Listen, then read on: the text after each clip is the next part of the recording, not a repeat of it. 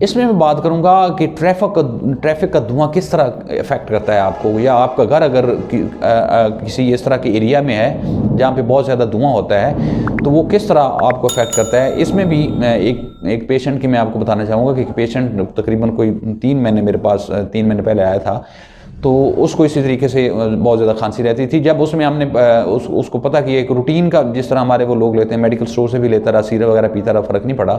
मेरे पास आया तो उसको जब ट्रीटमेंट किया तो कुछ तो बेहतरी आई, लेकिन उस लेवल की नहीं आई जिस तरह आनी चाहिए थी। तो जब फर्दर इन्वेस्टिगेट किया गया तो उसमें ये पता चला कि वो जो है ना, वो कहीं फ्रूट की शॉप है उसके साथ कि अड्डे के साथ, जहाँ पे बसें होती हैं और धुआं वगैरह होता है हर टाइम।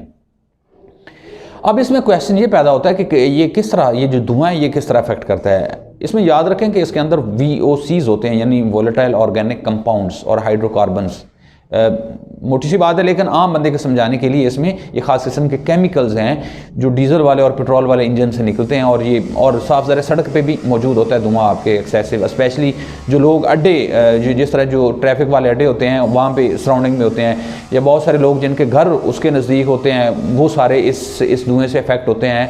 और जब आप सांस ले रहे हैं तो डेफिनेटली अगर उसमें यूजली तो हमारी कंपोजिशन जो होती है वो नाइट्रोजन होती है कोई 79, बाकी 21% ऑक्सीजन होती है, इसके अलावा कुछ और चीज़ें होती हैं। लेकिन जब धुआं हो गया तो डेफिनेटली उसका लेवल कम हो जाता है, जो एक नॉर्मल एक कंपोजिशन है एयर की हमारे माहौल में। तो जब वो धुआं आपकी सांस की नालियों के अंदर जाता है तो वो कहीं ना कहीं अफेक्ट करता है, वो इरिटेशन करता है सांस की नालियों को। एक हद तक तो वो जो है चीज़ें टॉलरेट करते हैं लंग्स, उसके बाद जो है आपको सिम्टम शुरू हो जाती हैं, जिस तरह इस केस में हो गई।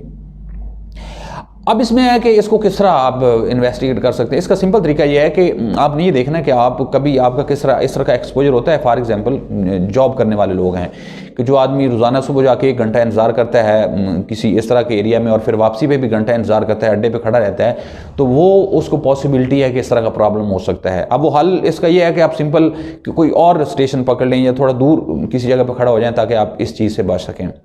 बहुत सारे लोग जो इस तरह काम करते हैं, फ्रूट वगैरह का काम करते हैं, उनको भी इसका इफेक्ट होता है। बहुत सारे लोग जिनका घर इस तरह होता है, इस एरिया में होता है, वो भी इफेक्ट डेफिनेटली उनके लंग्स ऐसे होते हैं। तो अगर किसी की मजबूरी है, फॉर एग्जांपल आपने घर खरीद लिया, महंगा खरीद लिया, बेच भी नहीं सकते, तो उसमें आप ये कर सकते हैं, कोशिश करें कि दिन में कम से कम कोई 1 घंटा आप खुली फिजा में, जिस तरह किसी नहर किनारे या किसी बाग के अंदर चले जाएं, ताकि आपका एक प्रॉपर फ्रेश एयर का एक्सपोजर हो, तो किसी हद तक चीज़ें जो हैं वो कंपनसेट हो सकती हैं या गुजारा चल सकता है।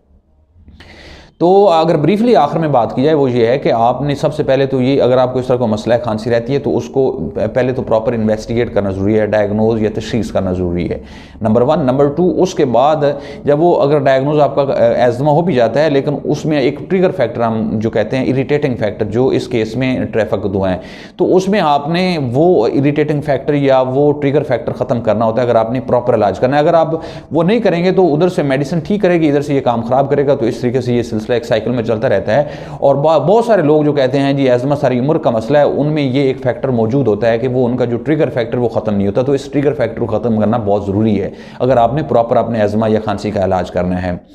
तीसरी इसमें ये बात है कि अगर आप नहीं कर सकते तो इसमें आप सिंपल ये कोशिश करें कि फ्रेश एयर का आपका एक्सपोजर ज़्यादा से ज़्यादा हो, कम से कम 1 घंटा तो हो, ताकि आपकी चीज़ें जो है उसमें कंपनसेट हो सकें। तो आपने कमेंट्स में ये बताना है कि कभी आपको इस तरह का एक्सपोजर हुआ है, और अगर आप जॉब करते हैं तो अगर आपको खांसी रहती है तो पॉसिबिलिटी है कि आपको इस तरह का कोई प्रॉब्लम हो। इसके अलावा और कोई कमेंट्स में अगर आप कोई सवाल पूछना चाहते हैं, मोस्ट वेलकम, मैं वीडियो की शक्ल में आपको उसका रिप्लाई करूँगा। अल्लाह ताला आपको और आपके घर वालों का हामी नासर हो। अल्लाह हाफ़िज़।